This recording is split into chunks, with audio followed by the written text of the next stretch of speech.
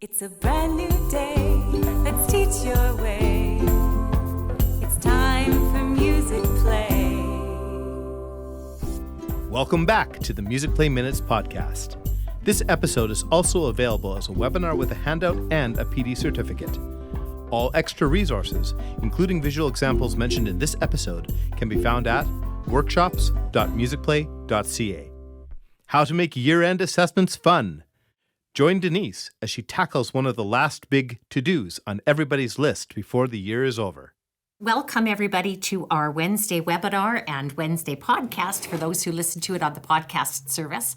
I'm Denise Gagne. I'm the creator of Musicplay. I have 4 words that are really, really dangerous in my life. I have an idea. And whenever I use those 4 words, amazing things can happen. Sometimes they're really bad ideas. But Musicplay was one of my better ones, and it's turned into this amazing, incredible website. So I'm going to talk today about easy assessment and making assessment fun for your students. And your handout is the newsletter that I sent out, but I also have lots of musical examples that we're going to use. So there's lots of teachers talking about grading. There's teachers on Facebook that have 12 teaching days left. So they're probably already working on their report cards. In Canada, typically we go to the end of June. So June 29th, June 30th is not all that unusual. So our Canadian teachers have a lot longer to go. But when we're talking about assessments, it really starts at the beginning of the year when you have to decide what's important for you to teach in each grade level. So I made a short list for pre-K. The students will be able to show beat or no beat. And typically for my students, they'll do that through movement. I will play on an instrument.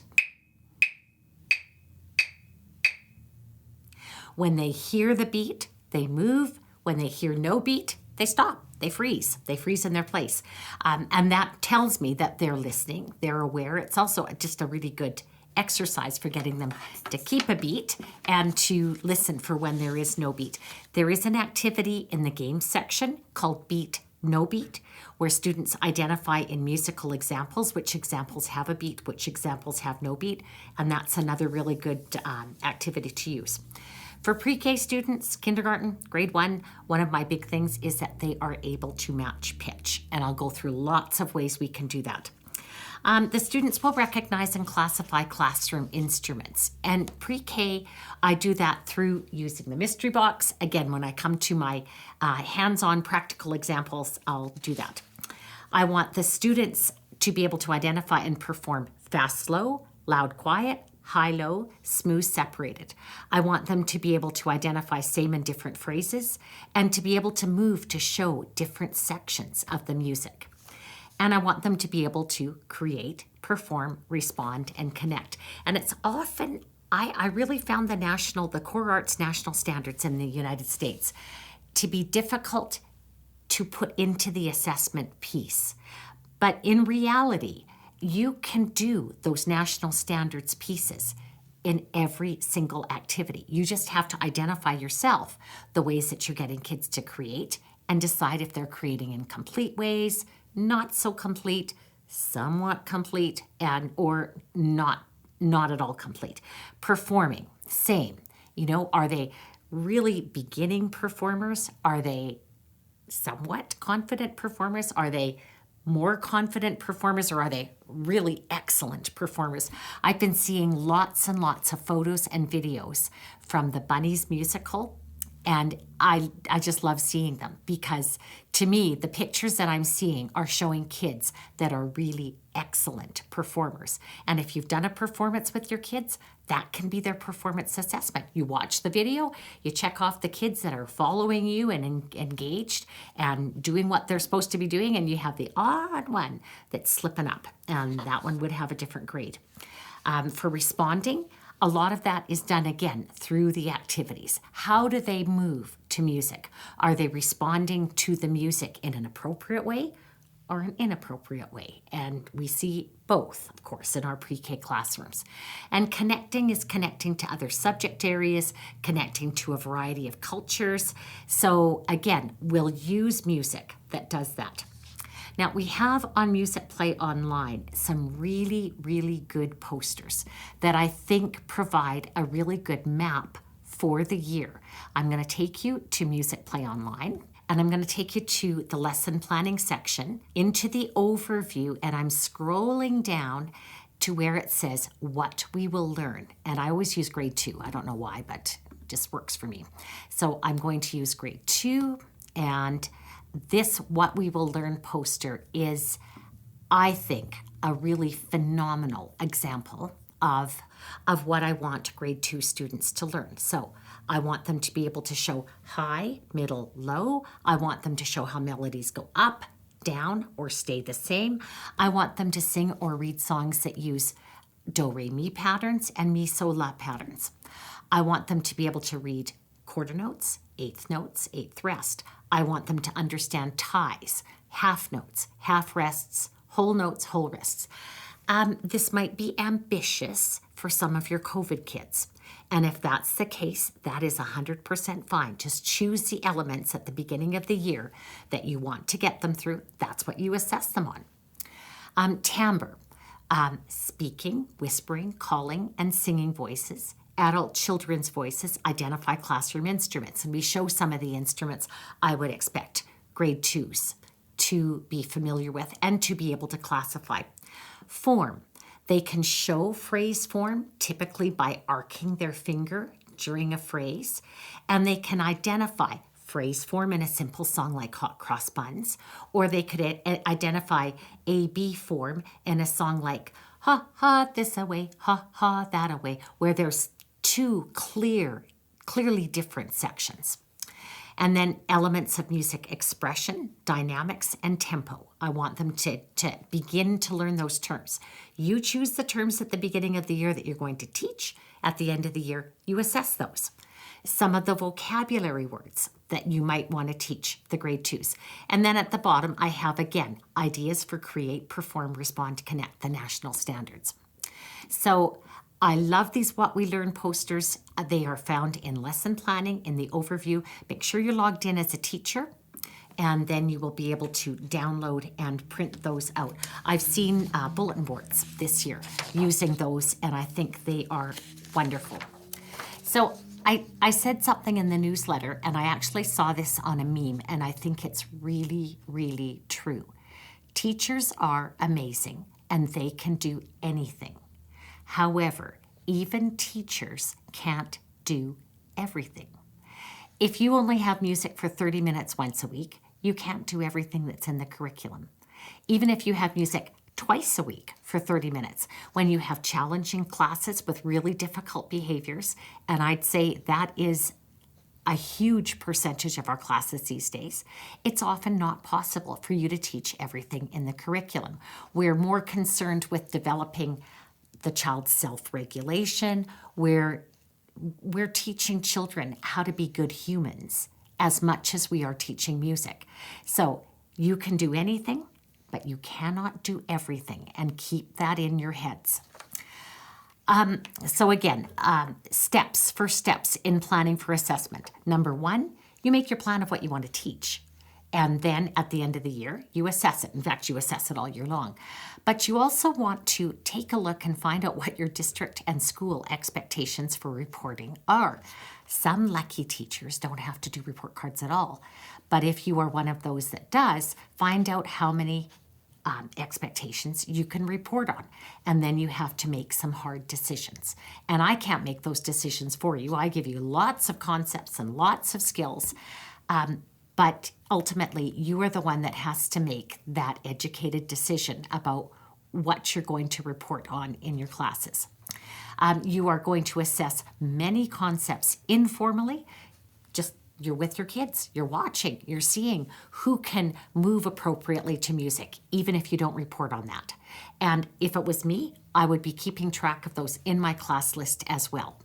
So informally, but you record even informal things, but at most you report 2 or 3 concepts per term, and the end of the year, maybe a few more, but don't overload yourself. Our teachers are so tired and they're so burnt out this year that you have to make this reporting reasonable, and realistic for your own teaching situation. A question came up in my head because we've provided some really, really good rubrics and checklists on Musicplay Online. And again, those of you who are watching this as a webinar will get to see it. Those of you who are not will have to go to the lesson planning section and find them. So this time I'm going to lesson planning section and I'm going to lesson plans. And off to the right for each grade level is a yellow button called Planning Resources. And these planning resources are a wealth of material for you. So I am looking at Grade 2 assessment and tracking chart. There's a PDF version. There is a Word doc version. So you can actually pull it into your Google Docs and you can edit it. It's an editable document. But I'm going to pull up the PDF because that's a whole lot easier for people to see. And I'll make it as big as I can so that people that are on the webinar have a good chance at seeing it. Now with this for beat and rhythm, I have two options. I have a checklist option, which would be just yes or no. And I have beat rubrics. You will have to make the decision which to use. And much of that decision making is going to be dependent on what your school district requires. So I like to use the checklist. It's quick, it's easy, and I don't fill in everything that I have here at the start of the year. I fill it in as I do it. So the child's names are on the left column, and the first thing that I would assess is, can they tap a beat? Can they step a beat? And I would put that in, and I would mark the date that I had done this assessment, and then it's just, we have a fun action song that we do. I watch the kids. If I really want to make it easy for myself, I am going to line the kids up in class list order. So row 1 would be A, B, C, D, E, F, G. Row 2, H, I, J, K, L, M, N, O, P. Row 3, Q, R, S, T, U, V, W, X, Y, Z. So that I can just follow them on my class list and see, are they keeping a beat? Check, check, check, check, check, check. Nope. Check, check, check, check. No. So let's look at what I thought would be a really good activity for the keeping of a beat. And I'm going to go to the song list and I'm going to find the song Action Leader. This is a Susie and Phil song. They are wonderful children's artists, performing artists. They are wonderful teachers. They are wonderful educators. They're just really talented people. So this song, you have 4 people. So I am going to be person 1, and then I'll be 2, and then I'll be 3, and then I'll be 4. And I would welcome you to push back from your computer and stand up and do the movement with me. So I'm going to start with clap. I'm sure that you can be an action leader, the best one in the land. And I'm doing a very simple movement, but it's going to be easy for me to assess if they're keeping a steady beat. Person 2 does the movement and you copy me. I'd love it if you turned your cameras on so I could see you doing this. Thank you. Join me. I love it. So that was person 2. Now I'm going to be person 3. I'm sure that you can be an action leader, the fastest in the land.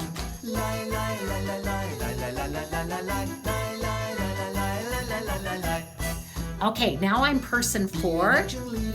I'm sure that you can be an action leader, the best one in the land.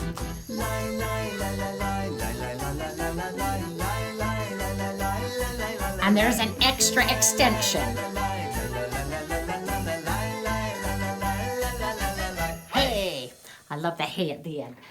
And the kids really enjoy this song. I've had really good successes with that song over the years.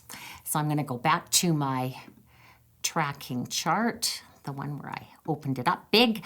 So I would put in here beat, probably tap, or even just the word move.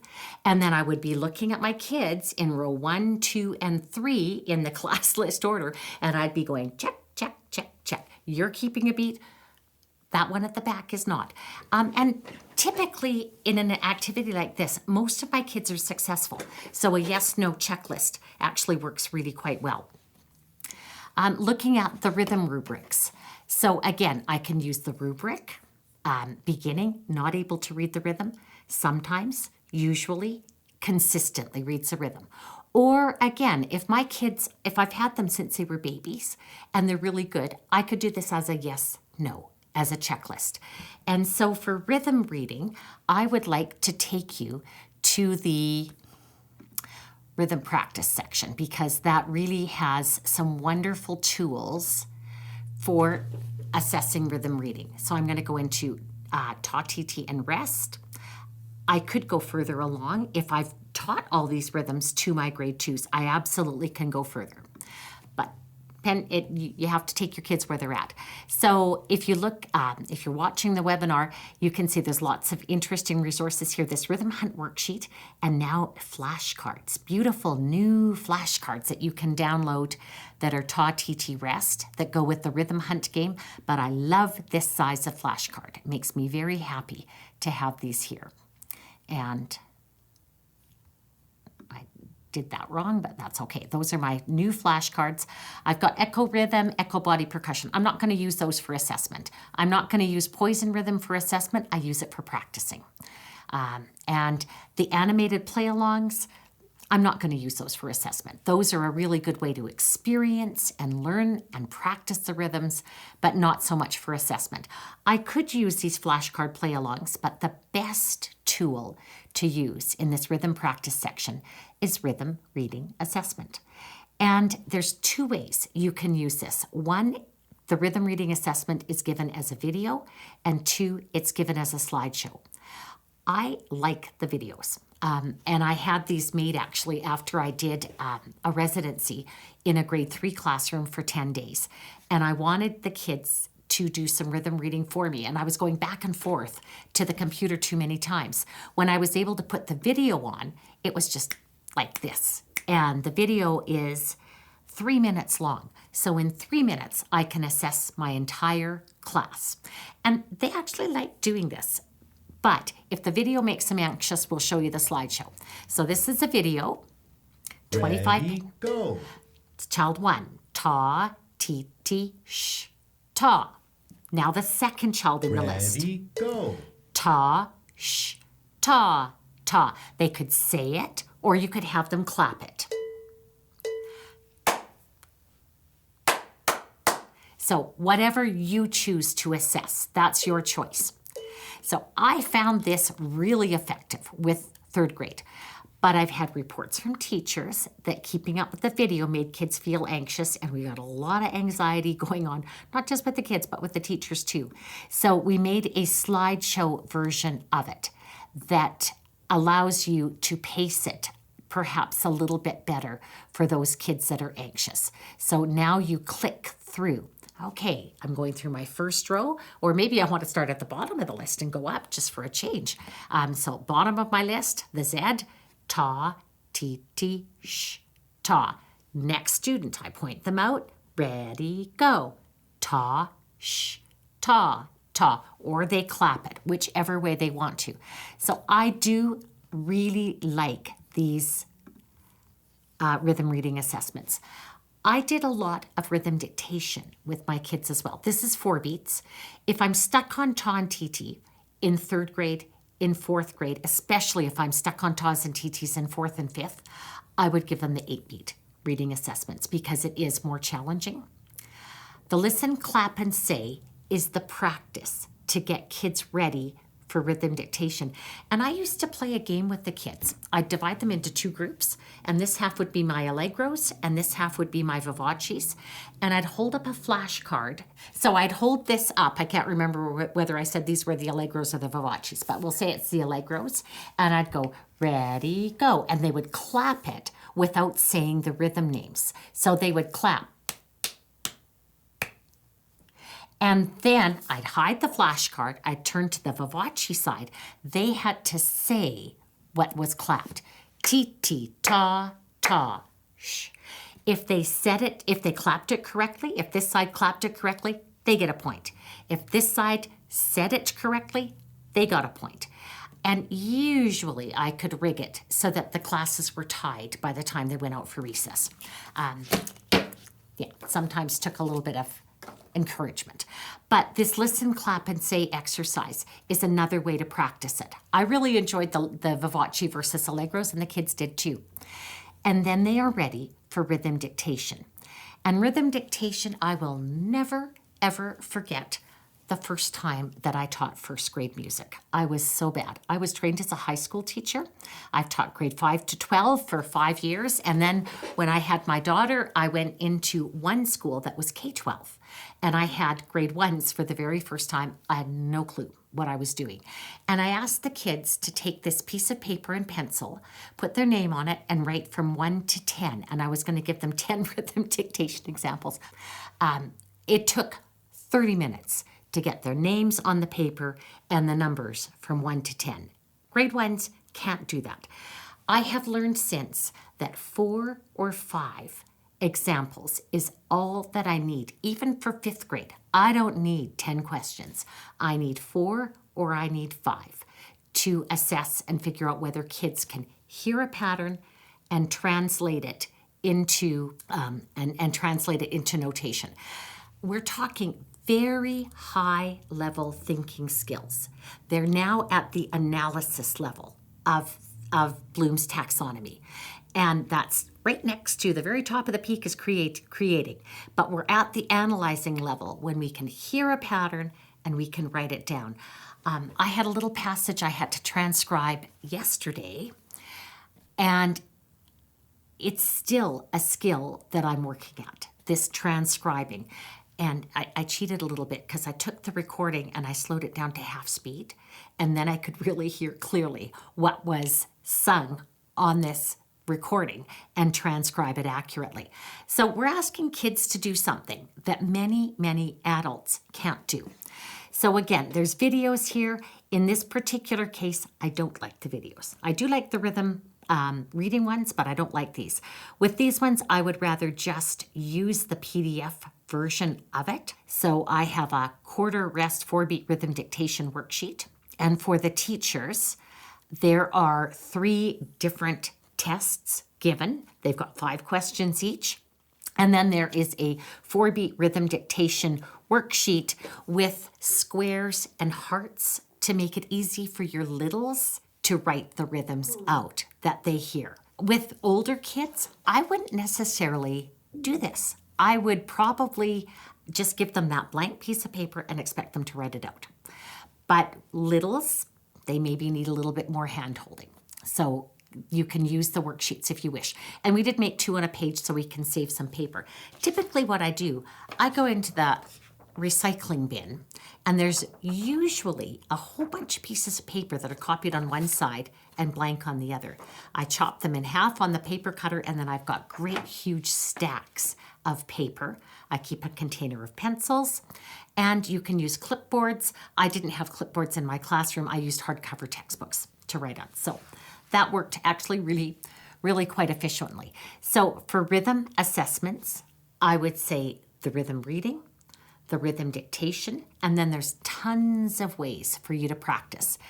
For assessing the kids, you can use either the checklist or the rubric.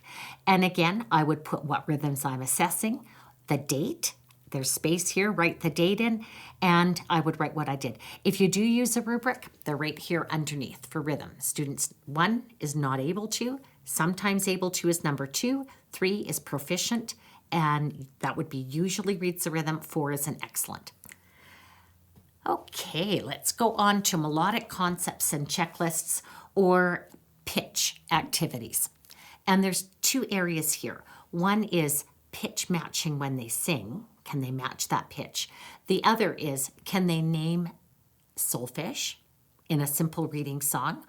Can they name pitch letter names if that's what you've been teaching? And typically I teach solfege, K1, 2, 3, and then I transition to pitch letter names in 4 when I start recorder. If you start recorder earlier, you'll probably start transitioning earlier. So here are melodic concepts. if I'm doing grade 2, I'm going to first at the beginning of the year make sure they can show high and low. I do that with a simple song like Engine, Engine. And this is more often an informal assessment than formal, but I could do it as a formal. Again, line the kids up in class list order, observe them, mark the ones who can't. So we would sing Engine, Engine number 9, and I'd have the kids show Engine, Engine number 9, going down the railroad line. Then I would have them do it with their eyes closed. And if I saw this, Engine, Engine number 9, that child isn't understanding which is the high and which is the low. And we would go back to practicing that more. You can practice it with a parachute. You've got those stretchy bands. That's a great way to practice it. A really good way to practice it is simply have the kids hold hands in a circle and raise and lower their hands to show the high and the low sounds. And it drags along the ones that can't figure it out for themselves yet. So they experience it, even if they're not able to show it independently yet. So high-low, I would assess their singing within a class, and that would be a song in grade 2 I would probably use early in the year, either national anthem, or I would use Ride in That New River Train, because it's long, it's got a bunch of repetitive verses, or just something that the kids really like. And then I would go down those rows of the kids that are in class list order, and I would listen to them, and I'd see, are they matching the pitch of the kids in the recording? Are they matching the recording? Yes, yes, yes, yes, yes. No. Yes, yes, no. And pitch matching within the class is a little different skill than singing alone. So for singing alone, I do the hello attendance. And of course, all of us dearly love our bo, bo, bo, bo, bo. This would be a fun alternative to hello attendance. You sing back what Bobo sings to you. Again, you have your kids in class list order. Child number 1, bo, bo. Child number 2, bo, bo, bo. Change keys. Child number 3, bo, bo, bo, bo, bo. Child number 4. And see how they do. And the kids love Bobo. If you don't have time to do a whole class today, do half the class, other half of the class the next time. Hello attendance is just that. Hello, Tina. And Tina would sing back, hello, Mrs. Gagne. And that tells me again if they can match. So if you have to do daily attendance in your classes, make it a musical experience. And then we have singing a solo in a game. And we have wonderful guessing games on Musicplay Online. So I will just give you some of my favorites for guessing games. Doggy Doggy is one that all kids know and love. I've done this as young as 3-year-olds, and it's really surprising how well they do. Kids demo video shows how to play it. And this, for some classes, may be a reading song, but because it's got slurs in it, it might be a little tricky. So solo 1 is the guesser, who is at the front of the room, and they sing, who has my bone? And the one I give the bone to, real or imaginary, if I forget to get it out and it's not handy, I might just point and say, you've got the bone. And they sing, I have the bone. And if they sing silly, I have the bone, trying to disguise their voices, I just ask them, I'm doing this to see how well you can match the pitch. Would you please sing it for me again? And then I get them to sing it in a real voice, maybe after the guesser has guessed, so we don't give it away. But that's always a favorite. There is Closet Key has opportunities to sing alone. Someone's tapping. We had Who's That tapping at the window in grade 2. And so in grade 3, I made a song with the same game formation, but it's a new song. And for grade 3, I wanted them practicing 16th notes. That's on my What We Will Learn list for grade 3. So, someone's tapping at the window pane. First guesser. Who could it be? The class sings, make that noise some other place. And then the second soloist sings, just try stopping me. So we have 2 guessers, we have 2 solos. And this makes it considerably more challenging for the guessers. And it also makes the game go faster because kids get wiggly in guessing games, and having 2 at a time will speed things up. So this is a song you might not even have gotten to in the grade 3 song list because it's song number 90, but it's a good assessment of pitch for the end of the year. My other big favorite is Mr. Potato Head. And I wrote this song, and I'm quite happy with how this turned out. So in this one, I have a potato head, an actual Mr. Potato Head. And I don't have mine in my little classroom today, but I have a potato head. And I have eyes, the arm, I take the arm off, and I take the feet off. And those are the 3 parts that I take off. So 1 potato, 2 potato, 3 potato, 4. Poor Mr. Potato Head, he fell onto the floor. 5 potato, 6 potato, 7 potato, 8. Put 'em back together, now I just can't wait. So the class sings that song with their eyes shut. And if you have peekers in your class, you know who I'm talking about, have them cover their eyes up as well. You sing the song, and while you're singing the song, you give out the eyes, the arm, and the feet of Mr. Potato Head. And then teacher sings, "Who has the eyes?" And the child who has the eyes, still with the eyes shut, everybody's got their eyes shut still, but the child who's got them sings, "I have the eyes." Teacher sings, "Who has the arm?" And the child who's got the arm sings, "I have the arm." And then I sing, "Who has the feet?" And the child with the feet sings, "I have the feet." Then everybody opens their eyes. And the ones who have something hidden, they just put it in their lap or behind their back. I usually will ask everybody to put their hands behind their back, so it's not so easy to tell. And then I ask the class to tell me, "Who had the eyes?" And they put their hand up and they answer. They will give me an answer for it. "Tina had the eyes." And then we go on to the arm, and then we go on to the feet. What's kind of funny is when the kids who's holding the eyes waves their hand because they want to tell the class they've got it. And that has happened. But again, great little pitch matching exercise and a great way to assess in a fun way. It's a game. Everybody likes games. And you know what? The kids don't care if they've played this back whenever Mr. Potato Head was in the song list. And I think it's in the song list kind of around St. Patrick's Day.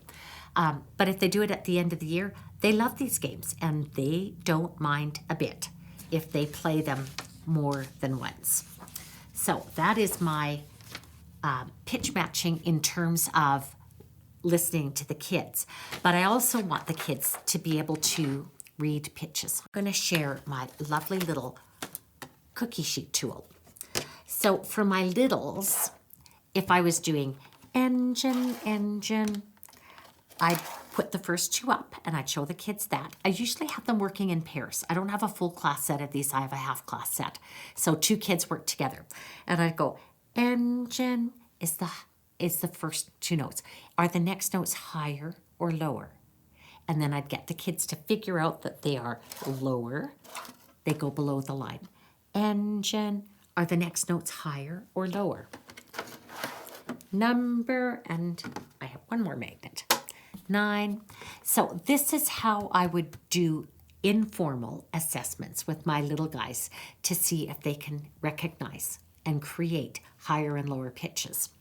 My big kids, or even my little kids for that matter, I go to the other side and I'll say the high note is on the second line, the low note goes on the line below, and we call the note on the high note, we call it so, and we call the one on the low note me. So this is a really wonderful tool. I made the staff, and it's on the website. I can't remember where, but it's there. If you search for cookie sheet staff on Musicplay Online, I'm pretty sure where the PDF is will show up. If not, email denise@musicplay.ca and I'll send it out to you. But what I have to do with my cookie sheet staff, I have to cut 1/2 inch off all the parts of the staff. I have to cut that off. And then I take, it's called sheet protector. And I buy these at Dollarama, but only in Canada is Dollarama. It's not in the US yet. So you're going to have to go to Staples or someplace like that that sells office supplies and find page protector or sheet protector. And it's a little tricky putting this, laminating sheets is another word they call it, self-laminating. And I put this laminating sheet right over top of the staff, and the magnets, beautiful thing is the magnets stick on here. So I can use magnets, and behind me I have a whiteboard. I can use this for whiteboard notation, and because it's laminated, it erases. So this is a really, really handy tool for informal assessments, for practicing solfege, for practicing pitch letter names. I have been in a grade 4 class very irregularly, and I'm teaching them to play recorder, and they are doing remarkably well, but I have to do a lot of hand staff practice, and my hand fits nicely here, so they can really relate the hand staff to this staff. So, class, can you put a magnet on the note B? Can they do it? In fact, that's what I should do with them the next time I see them, is take the cookie sheets in.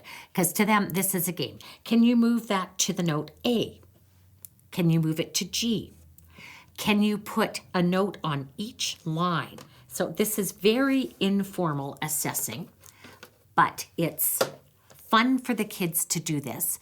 And I don't own a full set of these. I only own half a class set.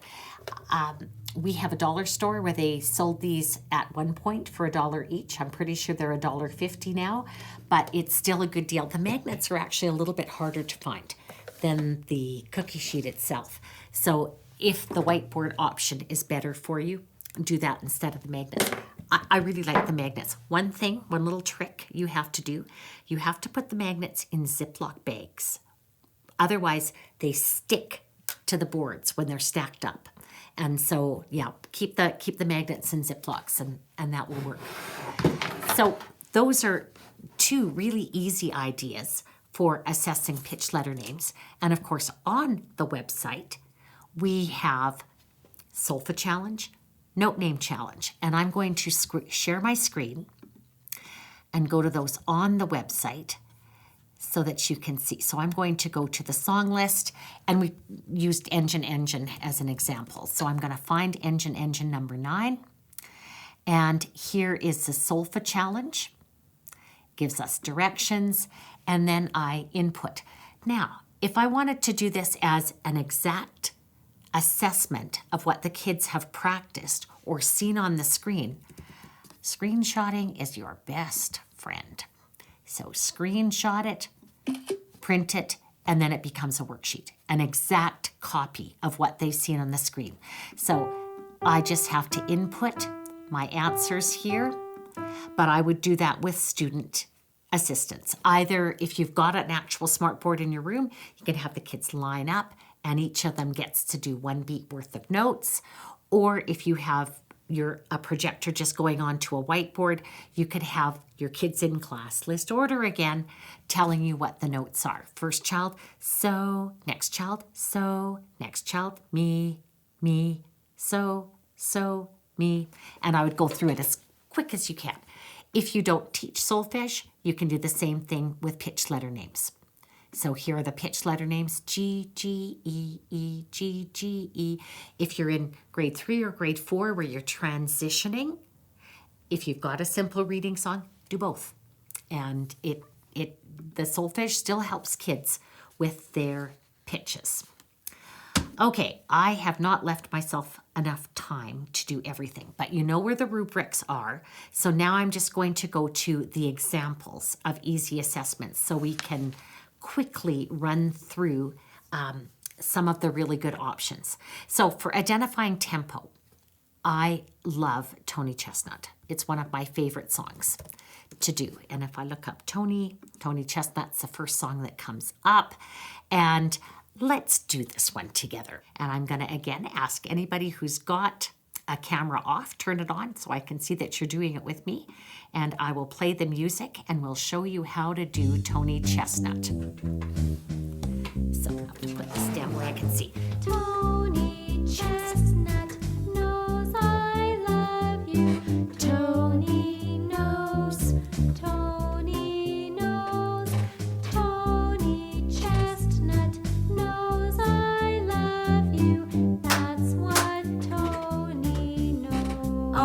is a nice moderato tempo. Let's try allegro.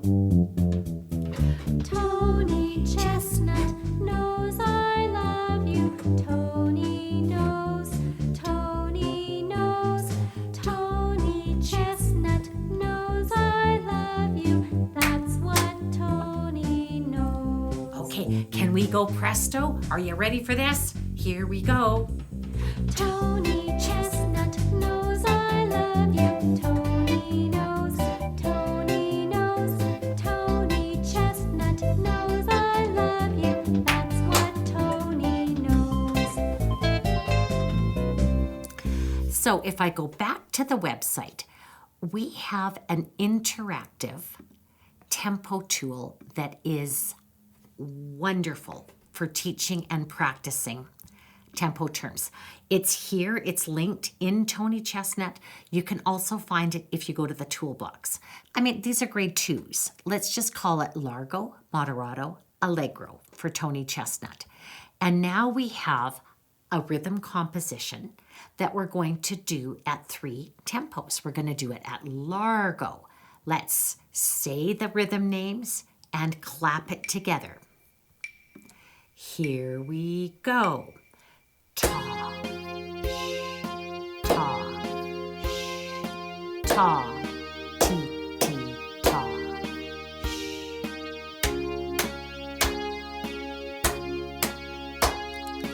Ta, ta. And I'm not going to do the repeat. I'm just going to stop it because we're going to switch to moderato. And we're going to try that same example at moderato tempo.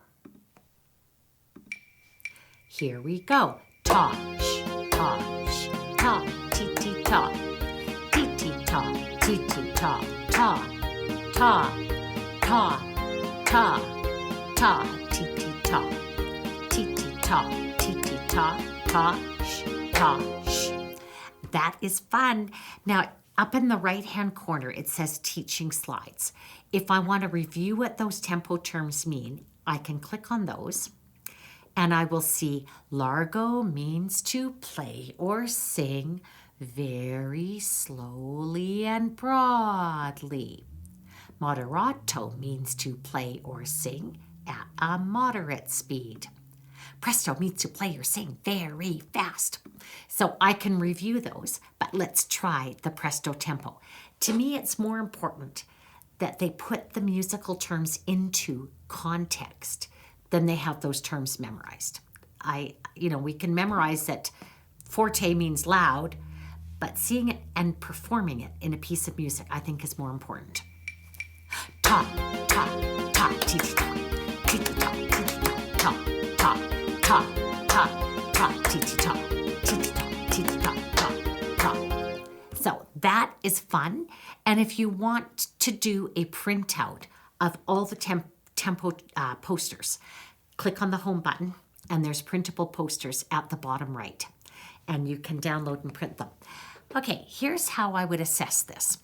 If I had taught grade 2s, Largo, Moderato, and Allegro, or Presto, what was it? Moderato, Presto, whatever terms I had taught them, I would give them that same little piece of scrap paper and a pencil and a clipboard.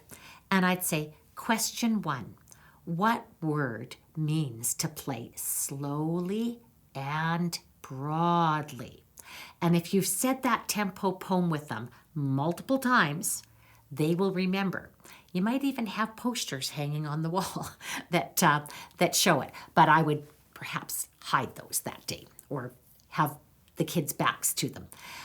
Question number 2, class, can you remember what word means to play very fast? And they would write down presto.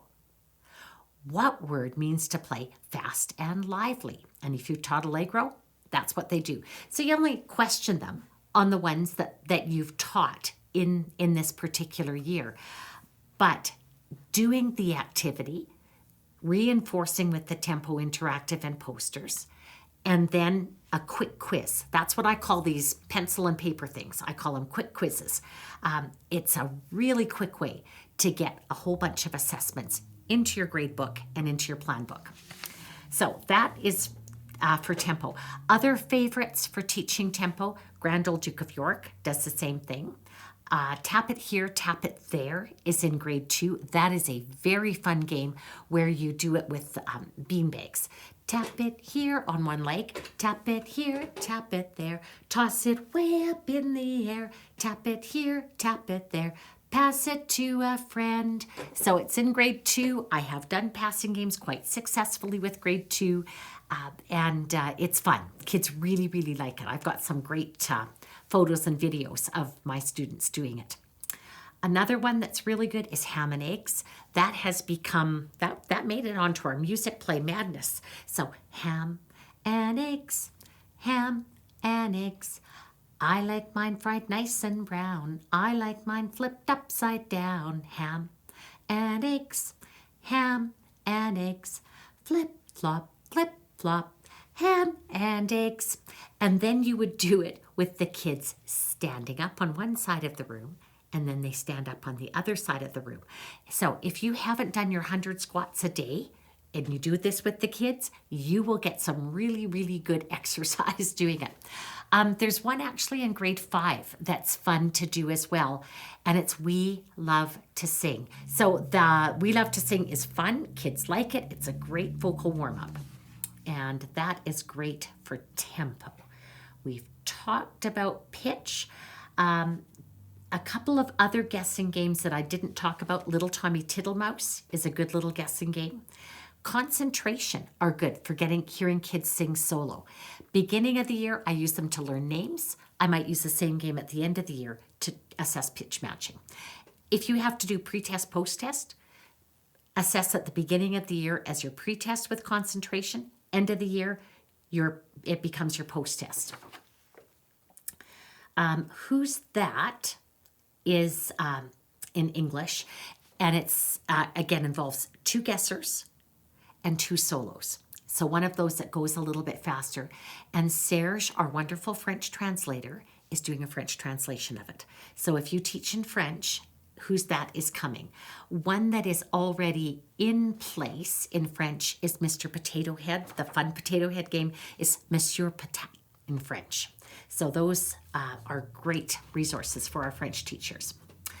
Now, I wanted to talk a little bit about dynamics. With my littles, all I want them to know is loud and quiet. And these patterns are given with Sleepy Bunnies. I cut them out, I put them in my CD envelopes. I get the kids to make patterns with them. Loud, loud, loud, quiet. Let's say it together.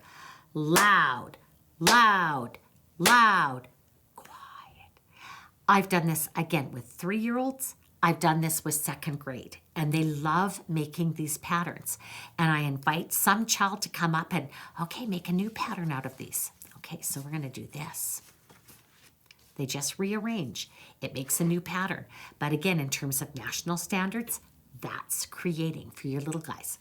Loud, quiet, loud, loud. So these are in Sleepy Bunnies. They may be in a few other places, but I for sure know that they are in Sleepy Bunnies. Now for your older kids, John Jacob Jingleheimer Schmidt. This is actually an Artie Almeida idea. I loved her lesson using different dynamics terms. So I've got a fortissimo, I've got a forte, and I don't even know, I think I might be, no, I've got them all here. So you give these out to the kids and they hold it up at the right place in the song. There's actually a very good teacher demo on John Jacob Jingleheimer Schmidt that shows how to do that. So I teach tempo terms with that. So my quick quiz could be, what Italian word, okay, it's gonna depend on the grade level. Let's go back and start again. Grade 1, grade 2, I might only be doing piano and forte. So my quick quiz might be, what symbol is given for piano? What is the symbol for piano? And they would write P. What is the symbol for forte? They would write F. I might say, what is the musical word that means to play loud? And they would write forte. What is the musical word that means to play soft or quiet? P for piano. I might get really tricky with them and say, what is the musical symbol that means loud? They'd put an F. What is the musical symbol that means soft? P. So those quick quizzes, you adapt to the grade level that you're doing it with. If I'm doing this with 5th grade, I am going to expect that they know all of these, and they also know crescendo and decrescendo. So again, I would probably, maybe with 5th grade, I'd do more than 5 examples with dynamics as a quick quiz. But I can do it without having to go to the photocopier. Some of you are on a tight budget for photocopies, and you're only allowed this many. I've run out of my budget for photocopies in September, and you don't have any photocopies left. So that's why these quick quizzes, just using a blank piece of paper, pencil, clipboard, can really help out. So dynamics, I love closet key. Another idea for dynamics to see if kids are responding, and this would be national standards, would be to have them put the dynamics out in front of them, and I'd have them put them in order from quietest to loudest. That in itself is an assessment. Can they do this? Can I figure out what's the quietest and how does it go in order to the loudest? And underneath, I might put my crescendo and decrescendo. I think I have 2 here. So I would take a song, a listening selection. For example, In the Hall of the Mountain King is a good one. March of the Dwarfs in grade 5 is a really good one. Entry of the Gladiators in listening kit 3. I think Entry of the Gladiators might be selection number 1, 2. It's very, very early in listening kit 3. And I'd have the kids listen and have them point to the dynamic level that they think the music is. Now, not everybody's going to be on the same card at the same time. And sometimes they get loud too quickly and then they've got nowhere to go. They get to the fortissimo too quickly. I could maybe for 5th grade add 3 Fs and 3 Ps. I'm not even sure what you call those, but I know they exist in music because I played them in band. So this is a really good way to see if kids are responding to the music. Can they hear when the music is really quiet? Can they hear when the music is really loud? So for dynamics, I really like these dynamic cards. You will find them on Musicplay Online with the song John Jacob Jingleheimer Schmidt. We are also working right now on the theory unit and getting the theory unit filled out better. So if you go to theory dynamics, those cards should be there as well. Okay, I was going to talk about form and I've probably run out of time. So form is going to have to wait for another day. I would love to have any questions that you have for me. Are there any questions, Danae, in the chat?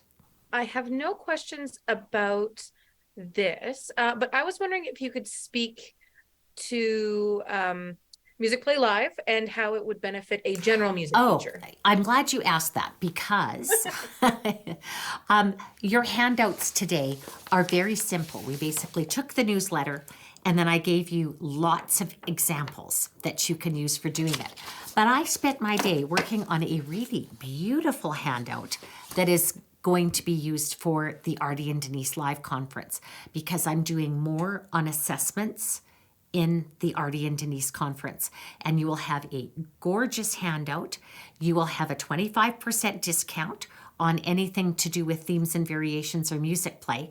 So if your school, for example, wanted to buy the package of Musicplay binders and all the digital resources that normally cost $1,600, if you take $400 off the cost of that, it becomes a $1,200 package. That includes 3 years of Musicplay Online, which almost takes off another $600 of that. And that means you end up with the hard copies of Musicplay, with all the performance and accompaniment MP3s. You get the performance as well. You can't download them on the website. And you get the all the song videos. So if you teach, like some of our teachers do, a lot with Google Slides, and you would rather embed a video in the slide than give a link, with the packages, you can do that. And with Musicplay Live, you get a 25% discount on the package or on anything else that you want. If you come to the Musicplay Live event and you walk away with, a stack of books, you'll get 25% off of those books if you choose to use your code for that. The event is a social gathering as well. I always say this is like summer camp for grown-ups because we have a good time. We've got a conference hotel this time, thanks to Jason's organizing abilities, and it's not hugely expensive in either location. And so Artie and I will be at that hotel. And if you want to visit with us in the evenings, we'll be happy to have a cup of tea with you or an adult beverage if that's what the occasion requires. So it becomes a really fun thing. So Washington, D.C., Danae, help me with the dates, July 11th and 12th? 10th and 11th. 10th and 11th. I know that because I have a niece getting married on the 8th and I have really terrible flights to get there on the 9th. So it's 10th and 11th in Washington, D.C. Wednesday, we're traveling on to Austin, Texas. So whichever you're close to or whichever it's cheapest to get to is going to be your best option.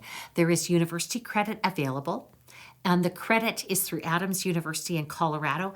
And Adams University has provided the credits at a really reasonable cost. It's going to be $100 or less for that credit. And we hire a college professor, actually. We hire Carol McDowell is our helper that does all the administration of the grades and all those kinds of things. Artie and I are too busy. Can't do it. I don't have the know-how. Artie might, but not me. So Carol McDowell is our go-to person for the university credit. But it also helps, the credit helps for people in those places where they don't necessarily recognize Artie and Denise as a PD. We do give the certificate of hours, but the credit makes it it gives us a little more credibility with your administrators. And hopefully some of your administrators will pay for you to come. Actually, I have a teacher in a neighboring community who's booked her flights and is coming to Washington, D.C. And she's extending it as a vacation with her daughter. So it can be a fun time. Do you have a question? Please unmute and ask. Hello, I'm Christy and I'm in Australia. Oh, so nice to have you here. Early morning there. Yes, very early. My question is, how do you give your feedback to the students when you've done those assessments, or do you not, or without crushing them, or, what's a good way to give that feedback to them? Okay, so for example, when I am doing the listen, where I listen to the whole class singing along with the recording, I listen to the child. And I actually kind of use a code in my book. I use X for excellent, VG for very good, S for satisfactory, and NY for not yet. But to the child, I will say something nice to everybody. You have excellent pitch. You're right in tune. Great sound. You have beautiful tone. Really nice sweater. And I go on and I have something nice to say about everybody, even if they're not matching pitch yet. I had an incident with a sixth grader many years ago, about 30 years ago. And all I had said to this child, you're a little under pitch. And it did exactly what you said. It crushed him. He would not sing for the rest of the year. And I thought I had ruined this child for life. He actually went on and did 2 years of music at Grant MacEwan University at Edmonton. So I didn't completely ruin him for life, but I still feel bad about that. So I do not comment on individual kids. I was a band teacher for many, many years, and I would not often single out an individual player. I'd say, flutes, please check your fingering. This note is F sharp. I see some of this. So please check your fingering. And yes, I will give feedback. I mean, you obviously, if you're doing a quick quiz and you're marking it, if the kid gets none right, we know we have a problem. I might not give those tests back to the kids until I have retaught it, because that's an indicator to me that I haven't done my job.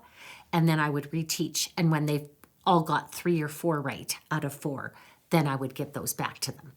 So yeah, I'm 100% in agreement with not wanting to crush the spirit of the kids. Thank you. Hi, Denise. I have a question. My name is Amina and I'm from Calgary. Wanted to ask that if I had no knowledge or background about music, and if I attended one of these sessions, which are a 2-day session, would it benefit me? Oh, absolutely. We often have, we have often had a number of teachers who aren't necessarily Bachelor of Music graduates. Right. And because of the way that Artie and I teach, it is not a requirement that you read music to go and have fun at these sessions. You'll find that the activities are so inclusive that everybody can enjoy the activities, and you will just grow and grow and grow as a musician by attending these. And if you are continuing to teach music, I always really encourage you to take your ORF levels. They've been offered in Calgary this spring. I actually put it in the newsletter a couple of times. I think they've started already, but I did my ORF level 1 in Calgary. It was a wonderful course, and there's very good teachers this time. And again, you can go as a generalist and still benefit from doing these courses. Kodai levels, if you get the chance to. Take piano lessons. You know, adult piano students just go whoosh and they learn so fast. I have a son who's been doing adult piano for 2 years.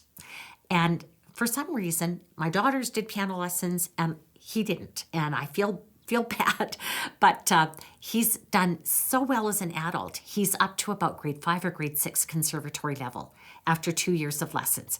And guess what? I don't have to pay for the lessons. It's even better. Join a choir. There's tons of good choirs in Calgary, and I'm sure wherever you are, there's good choirs. So there's lots of opportunities. We have our Serge, our French translator, has a double master's degree already in French literature and Spanish literature, I think is his degree. He taught 30 years at Red Deer College, French and Spanish. He retired, and then he came to help us with the French translations. And he's been he's so enjoyed the learning process of doing the music that he is now a student at the University of Alberta in Edmonton, and he's taking music classes. To me, he's pretty close to my age. He has his 65th birthday on Saturday, and he's learning music for the first time, and he's loving it. He's actually joined a second choir. He drove up to Edmonton tonight to go rehearse with this choir, and that's what you can do as an adult is join choirs, take piano lessons, or whatever lessons you want to take. If you want to learn guitar, you can take guitar. But I would encourage you, if you have the time, the energy after your teaching day, to explore it. Mm-hmm. And where is this ORFF level thing that you said in Calgary? It was done through the University of Alberta. So I sent it out. Do you get my newsletters? No. Okay, if you go to store.musicplay.ca, there's a place you can sign up to get them. I am going to do a quick Google search and see if I can find ORF Levels Alberta. And so yes, it'll show up right away if you search ORF Levels Alberta. This summer, they are being offered at the University of Alberta. It's 2-week courses. And my daughter, the music teacher in Chestermere, is doing her ORF Level 2. So I get 2 grandkids for a week. And Dad gets to stay home with them for a week. So again, big time commitment to go do that for 2 weeks of your summer. When I did my Kodai levels years ago, it was 3 weeks, and that was a killer. That was really hard, giving up 3 out of our 8 weeks of summer vacation. So lots of options. Thank you so much. Okay, you're very welcome. Thank you, everybody, so much for coming today, and thank you to those who are listening to it as a podcast. I hope to see lots of you at Musicplay Live in Washington, D.C. and in Austin, Texas. Bye now. Very perfect. Thanks so much, Denise. Bye, everyone. Thank you. Thank you for sharing your time with us today. If you would like to earn a PD certificate for this episode, download the accompanying handout, or watch the webinar, please go to workshops.musicplay.ca. See you next time. It's time for music play.